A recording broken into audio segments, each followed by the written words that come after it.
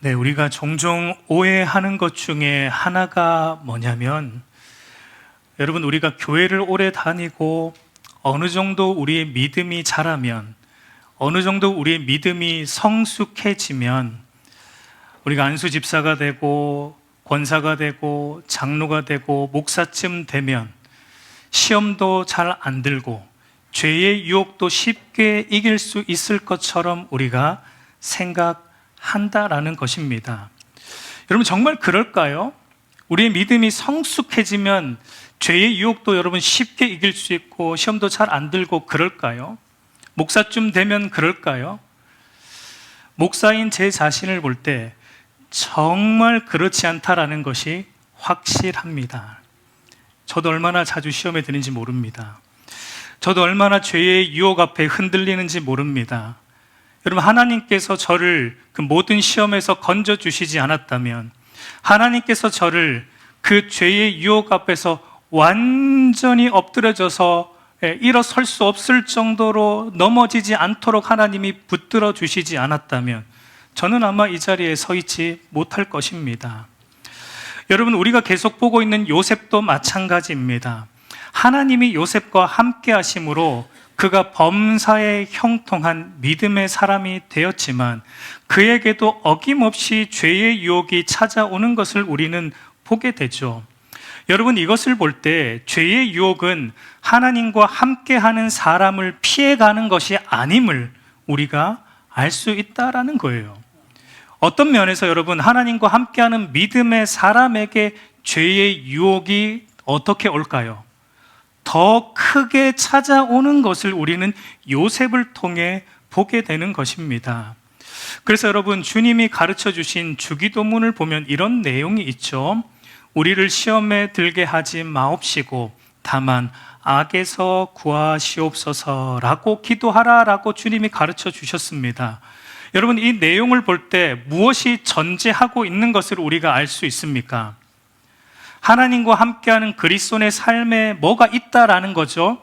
시험이 있다라는 겁니다. 사탄의 유혹이 있다라는 거예요. 죄의 유혹이 우리 인생 가운데, 특별히 믿는 신자의 인생 가운데 죄의 유혹과 사탄의 유혹이 끊이지 않고 있다라는 것이 전제되어 있습니다. 하나님과 함께하는 그리스도인도 얼마든지 죄의 유혹 앞에 넘어갈 여지가 전제되어 있기 때문에 주님은 이 기도를 하라라고 하고 있는 겁니다. 왜냐하면 여러분, 우리는 본성상 죄의 유혹에 속절없이 넘어갈 수밖에 없는 본질상 죄인들이기 때문입니다. 그렇기 때문에 주님께서 우리에게 이 기도해야 된다, 시험에 들지 않게 해주시고 악에서 건져달라라는 이 기도를 가지고 너희가 기도해야 된다라고 말씀하신 것은 우리에게 절대적으로 필요한 것이 무엇이기 때문이에요. 여러분, 우리에게 절대적으로 필요한 것이 무엇입니까? 죄의 유혹 앞에서 속절없이 넘어갈 수밖에 없는 연약한 죄인들인 우리에게는 절대적으로 무엇이 필요하기 때문에 이 기도를 하라고 주님께서 말씀하신 것일까요? 하나님의 지켜주심, 하나님의 보호하심이 절대적으로 우리에게 필요하기 때문에 너희는 하나님께 이 기도를 하라라고 말씀하신 겁니다. 그래서 여러분, 성경도 우리가 요셉 보고 있지만 요셉이 여러분, 이 미세스 보디발의 유혹, 성적인 유혹, 죄의 유혹을 요셉이 뿌리칠 수 있었던 근원적 이유가 무엇이라고 오늘 39장 본문은 우리에게 말하고 있습니까? 요셉이 이 유혹을 이길 수 있었던 근원적인 이유가 요셉이 대단했기 때문에 아닙니다, 여러분. 근원적인 이유는 하나님이 요셉과 함께 하셨기 때문이에요. 그 말은 하나님이 요셉을 지켜주셨기 때문입니다. 하나님이 요셉을 그 죄의 유혹으로부터 지켜주시고 그 죄의 유혹에 속절없이 넘어가지 않도록 하나님이 함께하여 주시며 그를 보호하여 주셨기 때문에 요셉이 그 유혹을 이길 수 있었고 뿌리칠 수 있었다라는 것을 우리는 보게 돼요. 그렇기 때문에 여러분, 누가 형통한 인생이라고요? 하나님이 함께하는 인생이 형통한 인생인 겁니다. 하나님이 함께 하심으로 지켜주시고 보호해 주시는 그 인생이, 무엇으로부터? 죄로부터 지켜주시는 그 인생이 형통한 인생이다라고 성경은 우리에게 말하고 있는 거예요. 그리고 여러분, 요셉이 죄의 유혹 앞에서 무너지지 않고 이길 수 있었던 또 다른 하나의 이유를 들자면 그것은 이제 요셉 편에서의 이유로 아마도 요셉은 자기가 지금 싸워야 하는 죄, 이 죄의 속성들에 대해 잘 알고 있었기 때문에, 다르게 말해 요셉 안에 여러분 죄 감지 센서가 잘 작동하고 있었기 때문에 죄를 경계할 수 있었고 죄의 유혹에 넘어가지 않을 수 있었다라고 우리가 생각해 볼 수 있습니다. 그러니까 죄가 어디로부터 시작되는지, 그리고 어떠한 순간에 찾아오는지, 어떠한 모습으로 또 찾아오는지, 죄의 성질은 어떠한지, 죄의 목적이 무엇인지 등 이 죄가 가지고 있는 여러 가지의 속성들에 대해 요셉이 인지하고 있었기 때문에 죄를 경계할 수 있었고 죄의 유혹을 뿌리칠 수 있었다라고 생각이 돼요. 여러분, 지피지기면 백전불태, 무슨 말이죠? 나를 알고 적을 알면 100번 싸워도 위태롭지 않다라는 이런 말이 있듯이 우리가 싸워야 될 우리의 적, 죄, 사탄, 이 죄의 속성들에 우리가 잘 알므로, 그러니까 우리 안에 죄 감지 센서가 잘 작동함으로 우리가 죄의 유혹에 빠지지 않을 수 있고 뿌리칠 수 있는 것입니다. 그래서 이제 오늘은 죄의 속성들, 죄가 어디로부터 시작되는지, 어떠한 순간에 찾아오는지, 또 어떤 모습으로 우리에게 찾아오는지, 그 죄의 성질은 또 어떠한지, 죄의 목적이 무엇인지 등 죄가 가지고 있는 속성들을 오늘 좀 살펴보고자 합니다. 그래서 여러분, 우리 안에 죄 감지 센서를 좀 점검하고자 합니다. 이 센서가 잘 작동하고 있는지 잘 점검을 해서 우리도 요셉처럼 죄의 유혹 앞에 굴복하지 않고 하나님이 함께 하심으로 죄를 이기는 은혜가 저와 여러분 안에 있기를 소망합니다. 첫 번째로 우리가 알아야 할 죄의 속성은 죄가 어디서 시작되는가인데, 여러분, 죄는 우리의 부패한 마음에서 시작된다라는 것을 우리가 알고 있어야 됩니다. 여러분, 예레미야 17장 9절 같이 읽어보겠습니다. 만물보다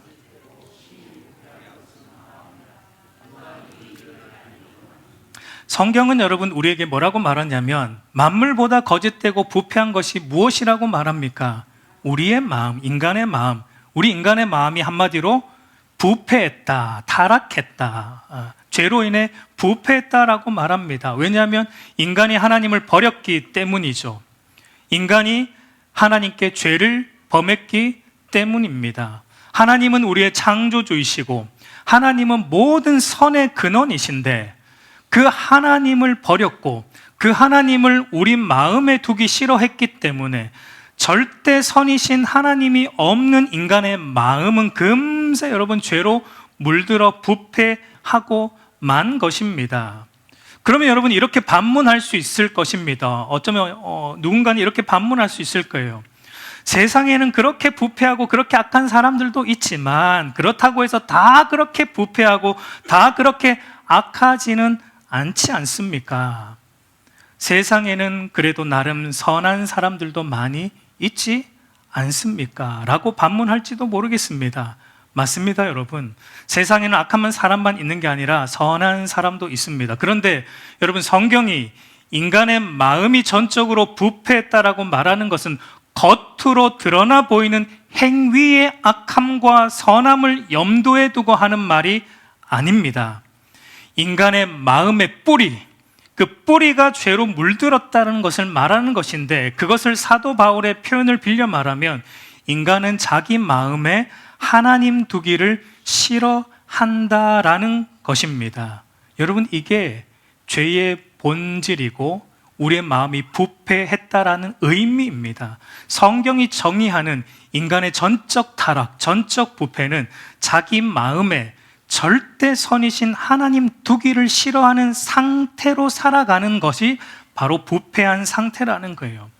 그의 행동이 심하게 악하든지 아니면 그의 행동이 나름 선하든지 상관없이 그의 마음에 하나님 두기를 싫어하는 이 모든 사람은 다 전적으로 부패한 죄인이다라고 성경은 말하고 있는 거예요. 이런 것과 같습니다, 여러분. 제가 예를 한번 들어보겠습니다. 이런 깨끗한 물이 담긴 두 개의 통이 있다라고 한번 생각을 해볼게요. 이쪽에 깨끗한 물이 담긴 두 개의 통이 있습니다. 여러분, 하나의 통에다가 죄송합니다, 똥물을 한 방울 떨어뜨렸습니다. 그리고 다른 하나의 통에는 똥물을 한 바가지 부었습니다. 여러분, 겉으로 볼 때 차이가 있겠죠? 한 방울 떨어뜨린 건더기는 안 넣었어요. 물만 한 방울 떨어뜨렸습니다. 그 한 방울 들어간 그 물은 어떻게 보일까요? 겉으로 볼 때 여전히 깨끗하게 보입니다. 표시 안 나요. 한 바가지 부은 물은 어때요? 겉으로 볼 때 더럽습니다. 아주 부패한 물로 보일 겁니다.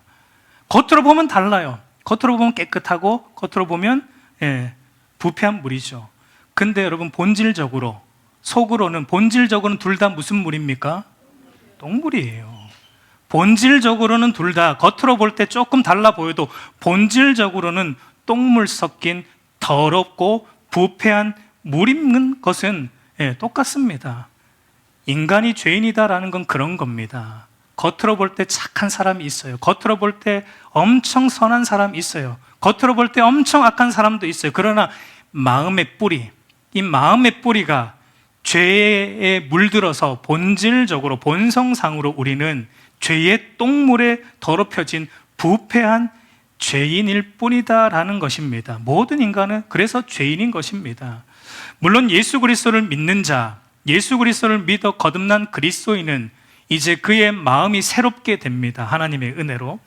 이제 그의 마음이 새롭게 되어서 하나님을 두고 싶어 합니다. 하나님을 마음에 이제 모시고 싶어요.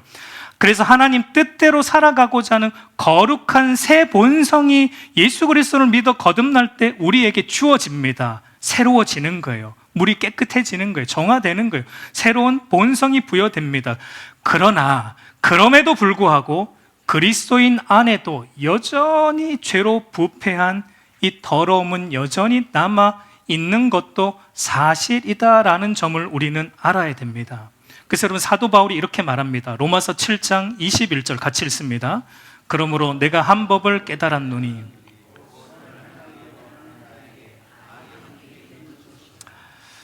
사도 바울의 말을 보십시오. 거듭난 신자인 자기 자신의 내면에 지금 두 개의 본성이 있다라고 말하고 있어요. 하나는 거듭남을 통해 부여받은 새 본성으로, 이 본성은 선을 쫓고 싶은 본성입니다. 하나님이 기뻐하는 바를 행하고자 하는 선한 마음입니다. 근데 또 다른 하나의 마음이 있어요. 그것은 여전히 악을 따라 살고자 합니다. 하나님이 싫어하는 바를 행하고자 하는 옛 제약된 본성도 여전히 남아 있다라고 사도 바울은 말하고 있습니다.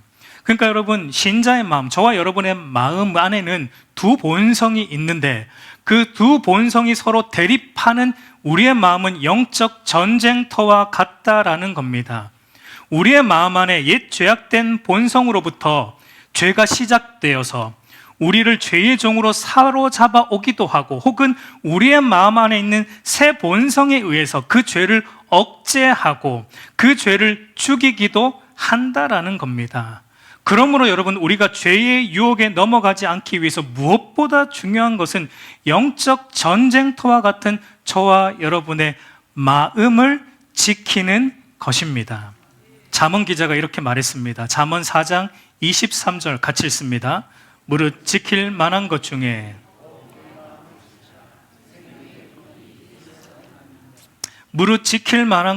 더욱 내 마음을 지키라 라고 말할 때, 여러분, 여기에 지키라라는 말이 히브리어로는 나차르라는 말로 감시하다라는 의미가 있습니다. 그러니까 여러분, 마음을 지킨다라는 것은 우리의 부패한 마음을 어떻게 하라라는 겁니까? 잘 감시하라라는 거예요. 우리의 부패한 마음을 잘 감시하라라는 겁니다. 왜냐하면 우리의 부패한 마음은 항상 어느 쪽으로 가고자 하니까, 우리의 부패한 마음은 항상 하나님이 기뻐하지 않는 일을 하는 쪽으로 가고자 하는 이 부패한 성향이 있기 때문에 이 부패한 마음을 항상 우리가 잘 감시해야 된다라는 거예요. 그렇기 때문에 여러분, 우리의 부패한 마음 내키는 대로 살면 안 됩니다. 우리 마음 내키는 대로 여러분 살면은 여러분 큰일 납니다. 우리 마음 내키는 대로 살면 결국은 우리가 우리 안에 하나님 싫어하는 것들로 가득 차게 돼요. 비유하자면 똥물로 가득 차게 돼요, 우리 안에. 그 끝은 여러분, 하나님이 그 물을 버리십니다. 그 물은 먹지 못해요, 버립니다. 하나님의 심판이에요. 여러분, 부모가 자녀들에게 하는 말 중에 제일 무서운 말이 무엇인지 아십니까? 부모가 자녀에게 하는 말 중에 제일 무서운 말, 네 마음대로 해봐라. 아무리 말해도 듣지 않을 때, 자녀가. 그래서 그 부모의 입에서 포기하는 심정으로 내뱉는 말이 네 마음대로 해봐라. 엄마 아빠 말 안 듣고 네 마음대로 했을 때의 결과가 얼마나 해로운 것인지 한번 경험해봐라. 네 마음대로 해봐라. 여러분, 마찬가지로 하나님이 우리 인간에게 하는 말 중에 제일 무서운 말이 무엇인지 아십니까? 회개하라라는 말이 아니에요. 심판이 있다라고 하는 말이 아니에요.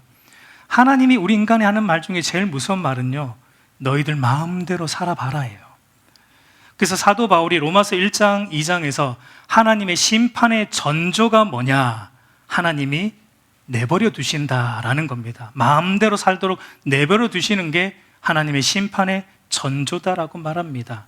로마서 1장 24절을 보면, 그러므로 하나님께서 그들의 마음의 정욕대로 더러움에 내버려 두사 그들의 몸을 서로 욕되게 하게 하셨으니, 로마서 1장 28절도 보면 또한 그들이 마음에 하나님 두기를 싫어하며 하나님께서 그들을 그 상실한 마음대로 내버려 두사 합당하지 못한 일을 하게 하셨으니, 그 결과 로마서 2장 2절을 보면 이런 일을 행하는 자에게 하나님의 심판이 진리대로 되는 줄 우리가 아노라. 여러분, 가장 무서운 심판은 하나님이 저와 여러분 마음 내키는 대로 살도록 내버려 두시는 겁니다. 아무런 간섭하지 않고 그냥 내버려 두시는 게 제일 무서운 심판이에요. 왜냐하면 하나님이 내버려 두신다라는 것은 지금 뭐 한 상태라는 겁니까?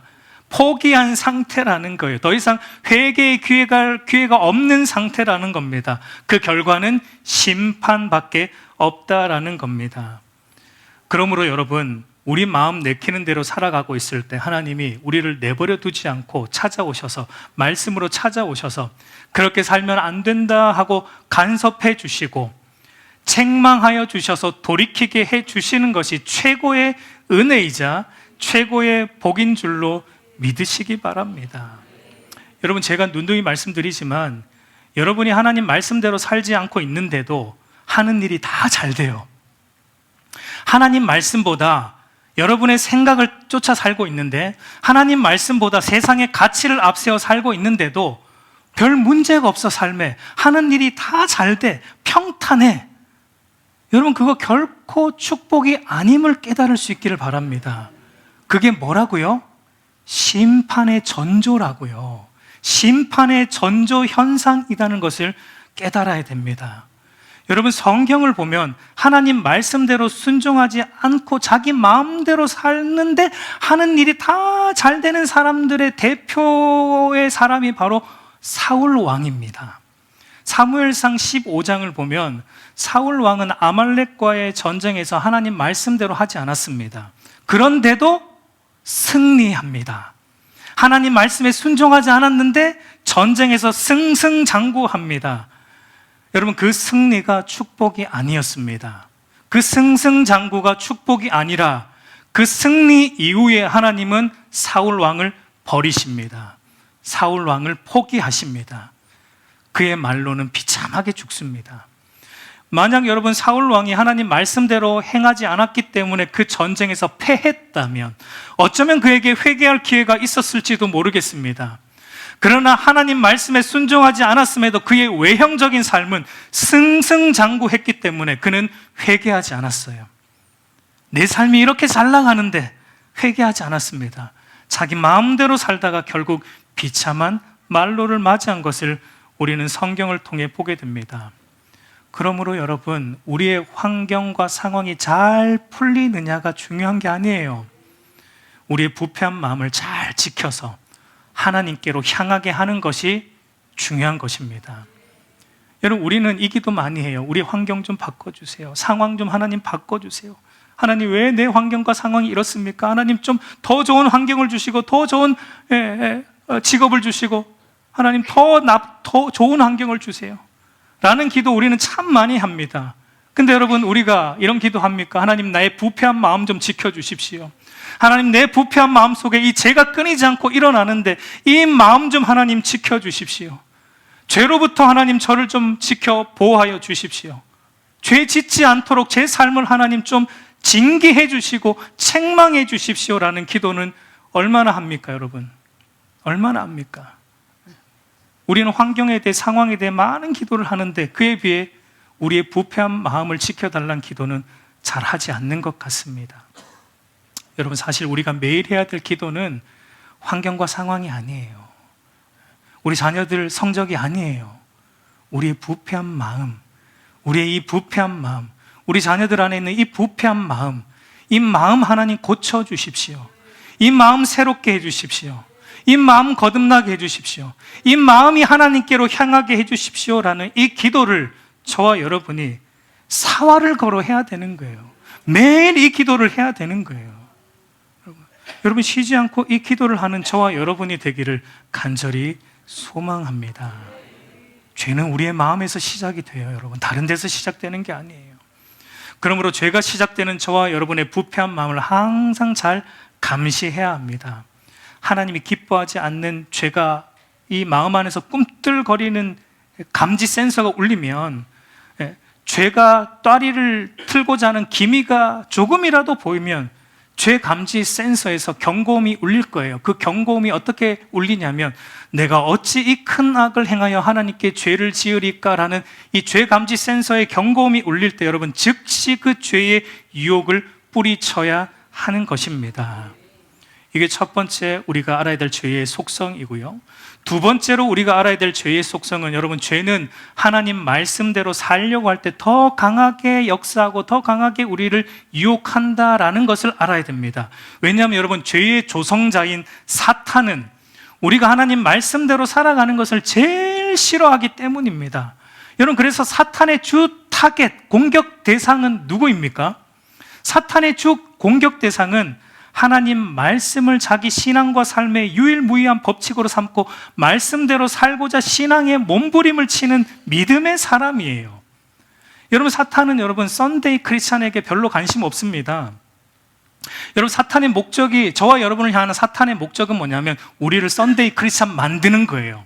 교회 안 나오게 하는 것도 있지만 그것보다 우리를 그저 썬데이 크리스찬으로 살아가는 게 하는 게 사탄의 주 목적입니다. 그러니까 이미 사탄의 바람대로 썬데이 크리스찬으로 살고 있는 사람들은 사탄에 별로 관심 없어요. 사탄이 관심 있는 사람은 하나님 말씀대로 사는 사람, 그 말씀 붙잡고 믿음의 선한 싸움을 하는 그 사람에게 사탄은 눈여겨봅니다. 그리고 언제 공격할까 눈여겨본다라는 거예요. 여러분, 요셉을 보세요. 요셉이 언제 죄의 유혹이 찾아왔습니까? 그 어려운 환경 속에서도 하나님과 동행함으로 믿음을 지키고자 할 때 죄의 유혹이 강하게 찾아온 것을 보게 됩니다. 노예지만 노예처럼 살지 않고 거룩한 하나님 백성으로 구별된 삶을 살고자 하고 있을 때 요셉에게 이 죄의 유혹, 성적인 유혹이 강하게 찾아오는 것을 우리는 보게 됩니다. 여러분, 그래서 사도 바울도 고린도전서 10장 12절에서 그런즉 선줄로 생각하는 자는 넘어질까 조심하라 라고 말하듯이, 여러분, 우리가 말씀대로 잘 살아가고 있다라고 생각이 될 때, 섰다라고 생각이 될 때, 여러분, 그때 조심해야 돼요. 그때 사탄이 공격합니다. 그때 여러분, 죄의 유혹이 강하게 우리에게 찾아온다라는 것을 우리가 늘 기억함으로, 그때 우리가 죄의 유혹에 넘어가지 않도록 늘 깨어 있어야 할 줄로 믿습니다. 우리가 믿음으로 살고 있을 때 더 여러분 기도해야 돼요. 믿음으로 살고 있기 때문에 괜찮겠지 아니에요. 믿음으로 살고 있을 때 더 우리는 하나님 앞에 엎드려야 될 줄로 믿습니다. 여러분, 세 번째로 우리가 알아야 될 죄의 속성은, 죄는 여러분 결코 포기를 모른다는 겁니다. 여러분, 죄는 아주 끈질기게 하나님의 백성을 유혹합니다. 언제까지? 넘어올 때까지 합니다. 여러분, 죄가 우리를 유혹하다가, 이 사람은 진짜 믿음이 있는 사람이구나, 안 되겠다, 이 사람은 내가 안 되겠다고 포기하는 법이 여러분 있을까요? 없을까요? 없습니다, 여러분. 죄의 사전에 포기란 말은 없어요. 여러분, 보디발의 아내가 요셉에게 동침하자고 유혹을 했지만 요셉이 거절했습니다. 그랬더니 보디발의 아내가 뭐라고 했죠? 야, 안 되겠다. 이 요셉은 안 되겠다. 내가 포기해야겠다. 그랬나요? 아니에요.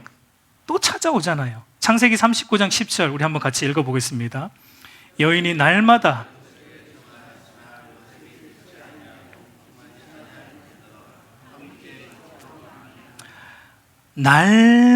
요셉에게 청하였더라. 여기서 날마다라는 말이 영어로 보면 day by day 이렇게 돼 있는데 히브리어로 보면 여러분 날이라는 히브리어 욤이라는 말이 2번 반복됩니다. 욤, 날. 사실 히브리어 문법으로는 이게 틀린 문법이에요. 명사 히브리어로 이렇게 나오는 법이 거의 없습니다. 극히 드뭅니다. 왜 그런데 성경이 그렇게 욤, 날로 이렇게 틀린 문법임에도 불구하고 이렇게 두 개를 붙여 놓았냐면 강조용법이에요. 뭘 강조하고자? 이 보디발의 아내가 유혹을 했는데 한 번 하고 그친 게 아니고 계속 끊임없이 넘어올 때까지 반복적으로 오늘 하고 내일 하고 그다음 또 하고 반복적으로 했다라는 것을 강조하기 위해 그렇게 쓰고 있는 거예요. 여러분, 우리 인간은 반복되는 것에 무디어지는 경향이 있습니다. 계속 다가오면 어느 순간 무디어집니다. 죄는 여러분 그것을 노리는 거예요. 반복적으로 다가옴으로 어느 순간 우리에게 이것이 더 이상 죄처럼 안 보이게끔 익숙해지게 만들고자 하는 것이 사탄의 전략이고 죄의 꼼수인 것을 우리가 알아야 합니다. 여러분, 오늘 우리가 죄의 유혹에서 이겼다고 해서 내일 또 이길 보장은 여러분 우리에게 없습니다. 오늘 내가 이 죄를 이겼으니 내일은 내가 또 이기리라. 여러분, 그런 보장이 우리에게 없어요. 우리가 그렇게 대단한 사람들이 아닙니다, 여러분. 반복되는 죄의 유혹 앞에서 여러분 장사는 없어요. 그렇기 때문에 여러분 하나님을 의지함으로 죄와 싸워야 돼요. 어떻게 해요? 히브리서 기자가 말하듯이 죄와 피 흘리기까지 싸워야 하는 거예요. 죽기까지 죄와 싸워야 하는 겁니다. 여러분, 요셉이 죄와 어떻게 싸웠어요? 죽기까지 싸웠기 때문에 뿌리칠 수 있었던 겁니다. 노예로서 여러분 주인의 말을 거절하면 지난 시간에도 말했지만 죽는 겁니다. 죽는 건 당연한 겁니다. 그럼에도 그는 하나님 앞에 내가 어찌 이 큰 악을 범하리요 하면서 차라리 죽겠다라는 심정으로 죄와 죽기까지 싸웠습니다.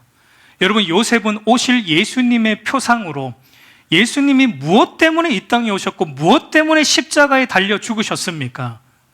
우리의 죄 때문이잖아요. 우리의 죄를 대속하시기 위해, 우리의 죄를 도말하시기 위해 우리를 대신하여 십자가에서 죽으셨습니다. 그러니까 여러분, 십자가는 예수님이 우리의 죄와 피 흘리기까지 싸우셨던 영적 전쟁 장소인 것입니다. 사도 요한은 이렇게 말하죠. 요한 1서 3장 5절 6절 같이 읽겠습니다. 그가 우리 죄를 없애려고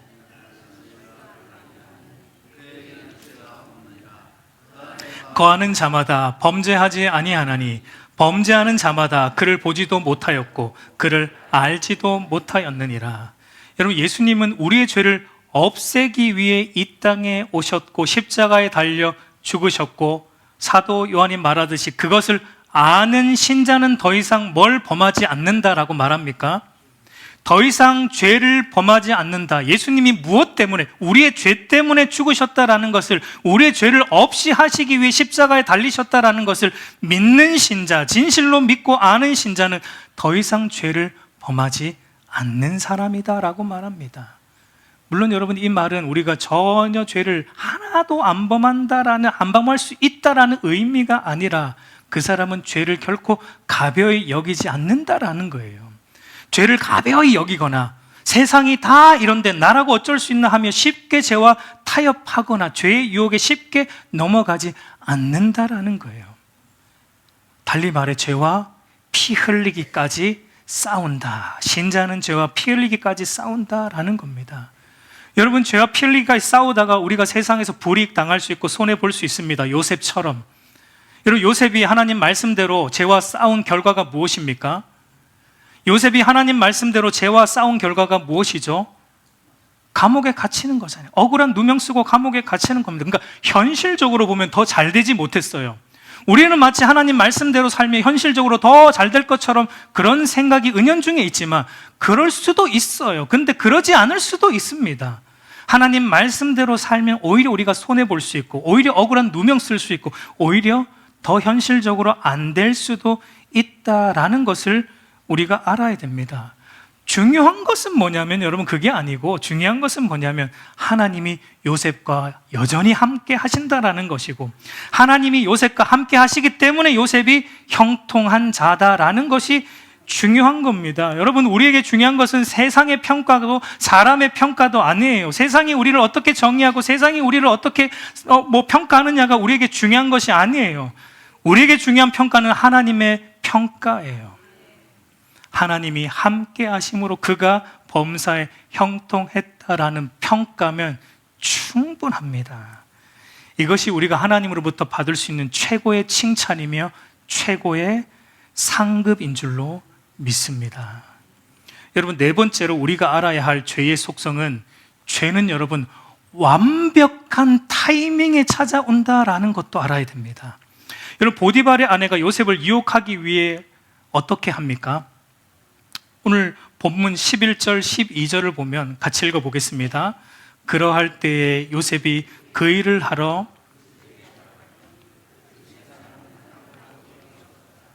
그 여인이 그의 옷을 잡고 이르되 나와 동침하자. 여러분, 보디발의 아내가 그 집안에 있는 모든 다른 사람들, 노예들을 다 밖으로 내보냅니다. 요셉과 단둘이만 있을 수 있는 세팅을 해놓고 있는 것을 보게 됩니다. 그러니까 죄의 유혹에 쉽게 넘어갈 최적의 환경과 최적의 타이밍을 조성해 놓고 유혹하고 있는 것을 우리가 보게 돼요. 여러분, 이때 요셉 나이가 20대 청년이었습니다. 20대 청년이었어요. 보디발의 아내의 미모에 대해 성경이 구체적으로 말하고 있지 않지만 그 당시 여러분 애굽 친위대장의 아내 정도면 당연히 여러분 예뻤겠죠? 당연히 미모가 출중했을 것은 당연합니다. 미모와 지성을, 그 자리까지 가려면 미모와 지성을 겸비했을 것은 당연합니다. 피 끓는 20대 나이에 아무도 보는 눈이 없는 단둘이 있는 환경 속에서 이 성적 유혹을 뿌리친다라는 것은 결코 쉬운 일이 아닙니다.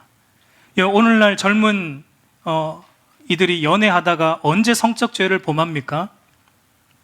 단둘이만 있을 때, 아무도 보지 않는 단둘만의 공간에 있을 때, 단둘이 여행 가서 하나님이 금하신 결혼 밖에서의 그 성적 관계를 가짐으로 성적 범죄를 범하는 것을 우리는 보게 됩니다. 단둘만의 공간을 만들지 않기를 간절히 우리 젊은이들에게 축원합니다. 사람들 많은 데서 데이트하세요. 단둘이 있는 공간에 가지 마세요. 여러분 자신을 믿지 마세요. 세상 못 믿을 게 우리 자신이에요. 나는 안 그럴 것이다. 아니요. 단둘이 있으면 그렇게 됩니다. 그러니까 아예 그런 환경 자체를 만들지 않는 게 중요해요. 요셉 보세요. 요셉이 단둘이 있으니까 어떻게 합니까?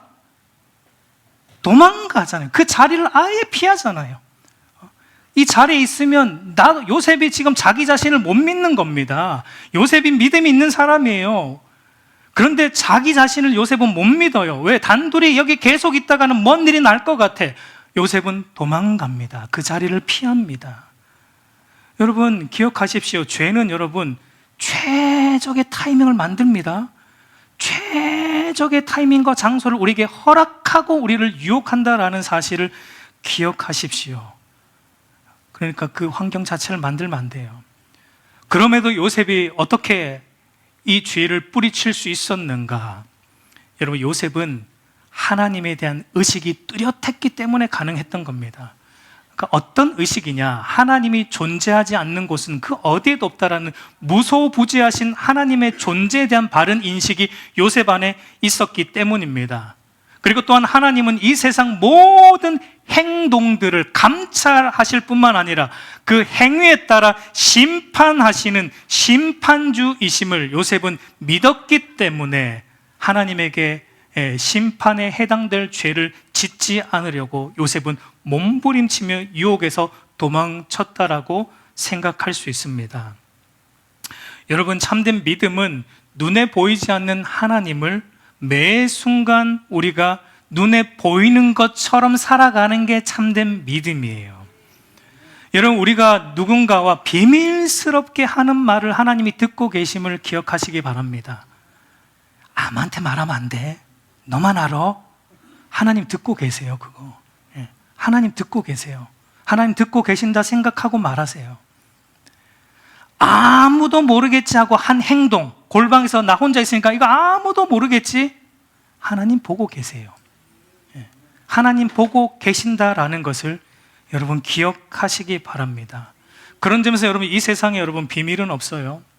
미제 사건도 없습니다. 물론 이 땅에서는 비밀로 남겨질 수 있고 미제 사건으로 남겨질 수 있지만, 그러나 결국은 하나님께서 다 드러내십니다.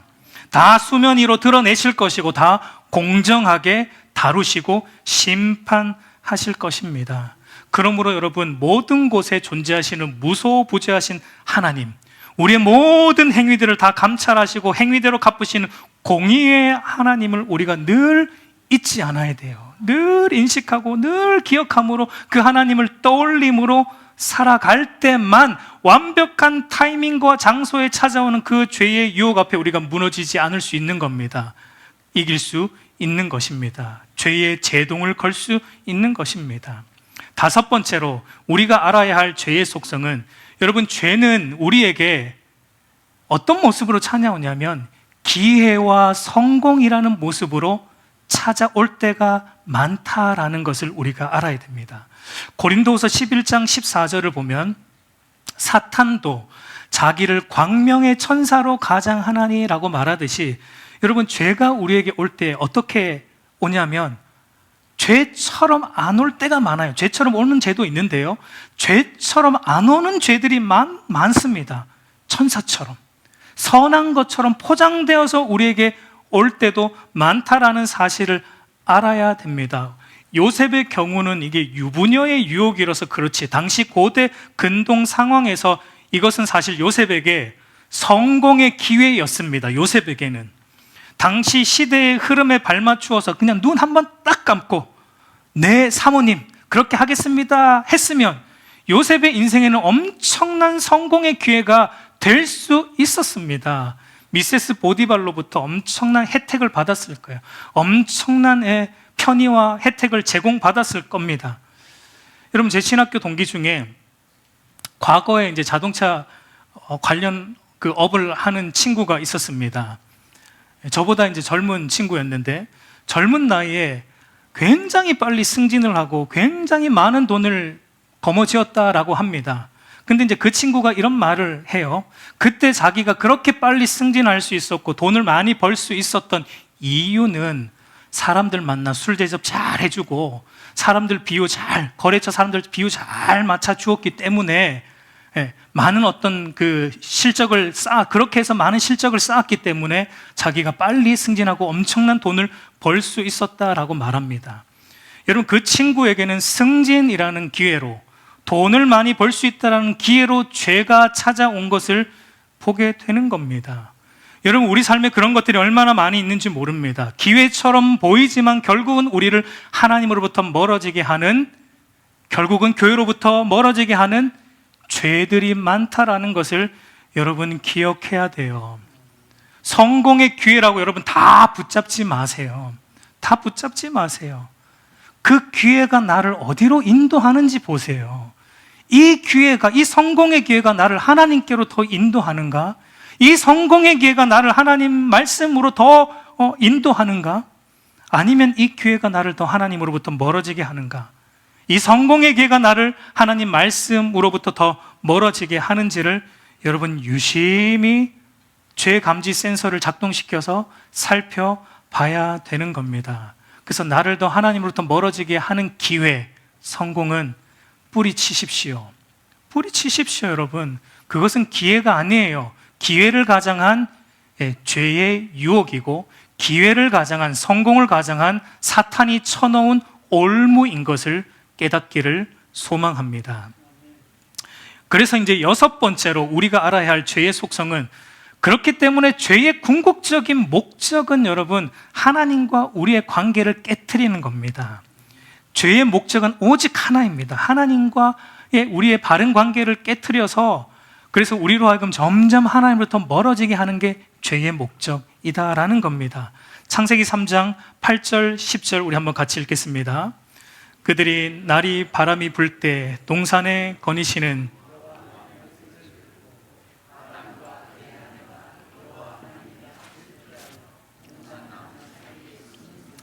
여호와 하나님이 아담을 부르시며 그에게 이르시되 내가 어디 있느냐? 이르시되 내가 동산에서 하나님의 소리를 듣고 내가 벗었으므로 두려워하여 숨었나이다. 여러분, 아담과 하와가 죄를 짓고 나서 하는 행동들을 보세요. 그들이 하나님께 죄를 범하고 나서 하는 행동들이 무엇입니까? 자기의 벗은 몸을 가리고 하나님으로부터 숨습니다. 자꾸 하나님으로부터 멀어집니다. 하나님을 피해 숨는 것을 보게 됩니다.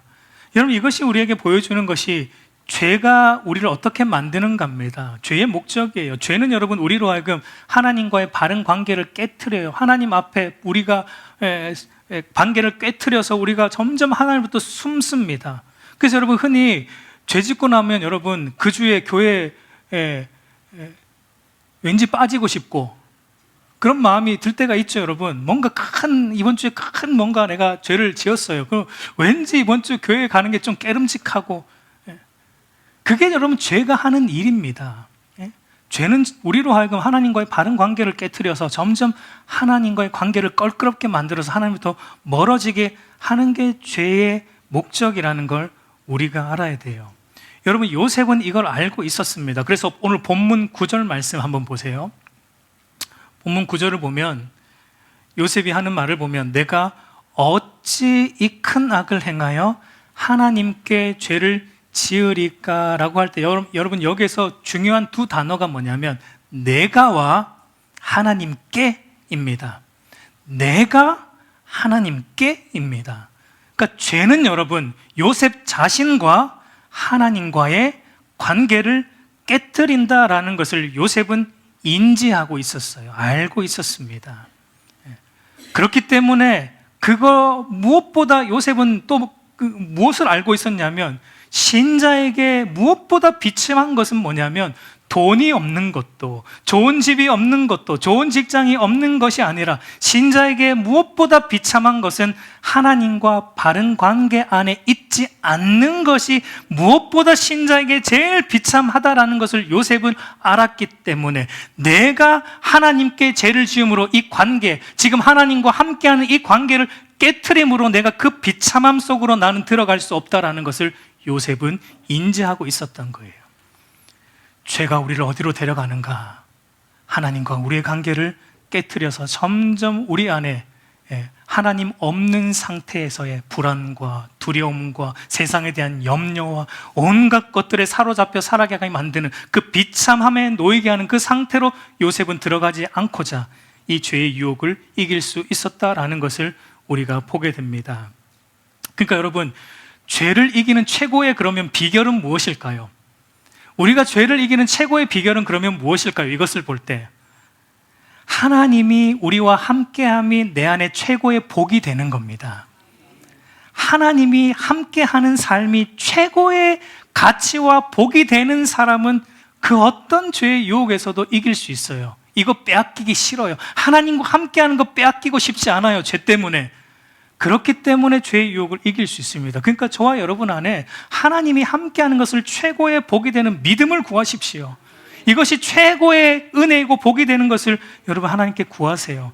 이게 저와 여러분 안에 있어야 그래야 신자이고 그래야 죄의 유혹에서 이길 수 있는 겁니다. 마지막으로 여러분, 우리가 알아야 될 죄의 속성은, 죄는 하나님과의 관계만 깨트릴 뿐만 아니라 다른 사람들과의 관계도 깨트린다라는 것을 우리가 알아야 됩니다. 보디발의 아내의 유혹에 요셉이 이렇게 말합니다. 본문 9절 다시 보면은 이 집에는 나보다 큰 이가 없으며 주인이 아무것도 내게 금하지 아니하였어도 금한 것은 당신뿐이니 당신은 그의 아내임이라 라고 말합니다. 여러분, 요셉은 알고 있었습니다. 죄가 하나님과, 자기와 하나님과의 관계만 깨트릴 뿐만 아니라 또 누구와의 관계도 깨트린다. 이 죄를 보면 누구와의 관계도 깨어진다. 보디발 장군과 자기와 그동안 쌓은 신의 관계, 서로 믿고 있는 이 신의 관계가 이 죄로 인해서 한순간에 깨어질 수 있다라는, 다른 이들에게 내가 믿는 자로서 구별된 삶을 사는 믿는 자로서 믿지 않는 보디발 장군에게 그동안 쌓아왔던 이 신의 관계가 이 하나의 죄로 한순간에 무너질 수 있고 깨어질 수 있고, 이것이 곧 사랑과의 관계도 깨어지지만 결국 하나님의 영광을 가리는 것이다 라는 것을 요셉은 인지하고 있었던 것입니다. 여러분, 아담이 죄를 짓기 전에 자기 아내 하와에게 이런 말을 했어요. 창세기 2장 23절을 보면 아담이 이르되 이는 내 뼈 중에 뼈요 살 중에 살이라. 이것을 남자에게서 취하였은즉 여자라 부르리라. 내 뼈 중에 뼈요 살 중에 살이라. 여러분, 이게 무슨 말이죠? 우리는 한 몸이다, 이 뜻이죠. 최고의 사랑 고백입니다. 오늘 집에 돌아가셔서 서로 바라보시면서 내 뼈 중에 뼈요 내 살 중에 살이라. 내 살 좀 가져가라 이러지 말고 내 뼈 중에 뼈요 내 살 중에 살이라라는 고백을 한 번씩 하시기를 축원합니다. 이 최고의 사랑 표현입니다. 근데 죄를 짓고 나서 뭐라고 말하는지 한번 볼까요? 우리 창세기 3장 12절 같이 읽겠습니다. 아담이 이르되,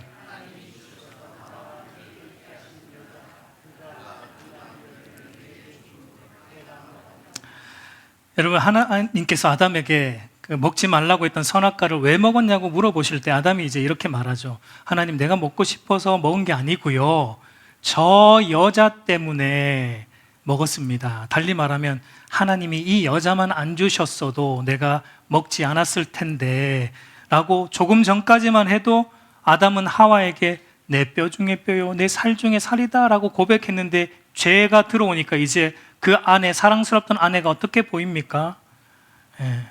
나를 괴롭히는 여자로 보이는, 그냥 그 인간으로 보이는 거죠. 그러니까 책임 전가를 하죠. 블레임하고 있는 거예요. 모든 죄에 대한 책임을 서로에게 블레임하고 있는 것을 보게 됩니다. 그러니까 여러분, 죄라는 것은 하나님과의 관계만 깨트릴 뿐만 아니라 다른 사람들, 우리 주변에 있는 다른 사람들과의 관계도 깨트린다라는 것을 알아야 됩니다. 그 말은 죄의 궁극적인 목적은 온 율법을 깨트리는 게 죄의 궁극적 목적이에요. 왜요? 온 율법이 하나님 사랑과 이웃 사랑이기 때문에 그렇죠. 죄는 하나님 사랑도 깨트리며 이웃 사랑도 우리 안에 깨트리기, 게 죄의 궁극적 목적입니다. 그렇기 때문에 여러분, 우리가 죄를 절대 관가해서는 안 돼요. 교회에서 맨날 목사님은 죄 얘기만 하고 여러분, 이 중요한 문제예요. 우리가 죄와 피 흘리기까지 싸워야 하는 것입니다. 이제 말씀을 맺겠습니다. 신앙의 성숙을 쌓아 올리는 것은 여러분 오래 걸려요. 우리의 신앙이 자라는 것은요, 여러분 한 번에 안 돼요. 오랜 신앙의 훈련과 오랜 연단을 통해 여러분 우리가 신앙이 자라가게 되고 신앙이 조금 성숙해집니다. 근데 여러분, 신앙이 무너지는 것은 한순간이에요. 죄의 유혹 앞에 넘어가는 그 한순간, 그동안 쌓아 올렸던 신앙이 한순간에 와르르 무너지는 것입니다. 그렇기 때문에 사탄이 유혹할 때 우리 안에 있는 부패한 본성을 사탄이 자극해서 세상의 가치관을 가지고 우리를 유혹할 때 우리가 그 죄의 유혹에 빠지지 않기 위해서는 우리의 사활을 걸어야 돼요. 하나님의 도우심을 구해야 되고 말씀과 기도로 사탄을 대적해야 되는 것입니다. 여러분, 사탄의 유혹을 이기는 특별한 방법, 특별한 비결, 지름길은 없습니다. 여러분, 없어요. 지름길은 여러분 성령 집회해 가지고 유혹을 이기는 특별한 지름길 그런 제목으로 하는데 찾아가지 마세요. 없어요, 여러분. 그런 거 끈질기게 우리가 하나님의 도우심을 구하며 하나님이 주시는 힘으로 하나님 말씀에 순종하면서 쉬지 않고 기도함으로 사탄의 유혹과 시험을 대적해야 되는 거예요. 여러분, 사탄이 유혹할 때 제일 기뻐하는 사람이 누군지 아십니까? 자기가 가진 영적 은사와 어떤 영적 은사와 오랜 신앙의 연륜과 경험으로 싸워보겠다라고 하는 사람을 사탄은 제일 반깁니다. 제일 기뻐합니다. 자기에게 있는 어떤 영적 은사와 신앙의 연륜으로 팔 걷어붙이고 한번 해보겠다는 사람을 여러분, 사탄은 제일 좋아합니다. 옳거니 요란하게 망하는 거예요. 여러분, 신앙의 연륜과 경험을 결코 무시해서는 안 되지만 그렇다고 해서 그것만으로는 안 돼요. 사탄의 유혹과 죄의 유혹을 이기는 힘은 우리의 신앙과 연륜에서 나오는 게 아니라 하나님을 의지하는 것에서 나옵니다. 하나님을 앙망하는 것으로부터 나옵니다. 마지막으로 이사야 40장 31절 같이 읽겠습니다. 오직 여호와를 앙망하는 자는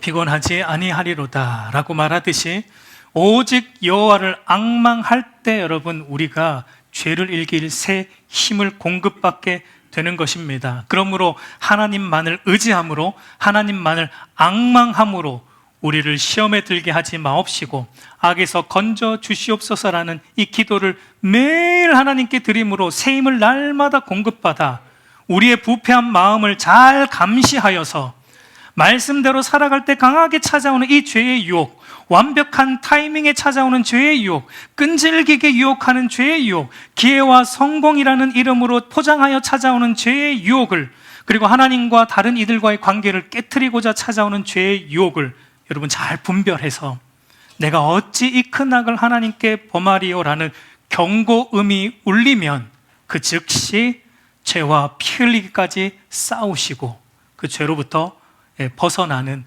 은혜가 있기를 소망합니다. 오늘날 혼탁한 문화 속에서, 특별히 이 성적으로 문란한 사회 속에서 함께 하시는 하나님을 의지함으로 우리의 부패한 마음을 잘 감시하여 우리가 거룩하고 정결하게 우리의 마음을 지키는, 그래서 범사가 형통한 주의 백성들이 되기를 우리 주님의 이름으로 축복합니다.